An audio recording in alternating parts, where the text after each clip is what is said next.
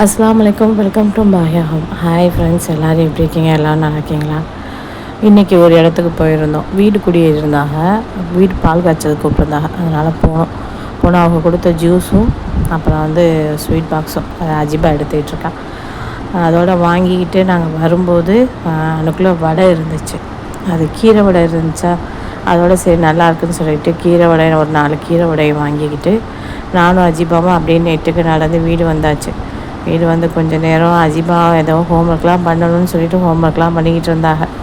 சரி அப்படி பண்ணிட்டு போகிறாங்க அப்படின்றது. அந்த அன்றைக்கி பாகியாவுக்கு கிளாஸு, அதனால் அவங்க கிளாஸுக்கு போயிட்டாங்க, ஸ்கூலுக்கு.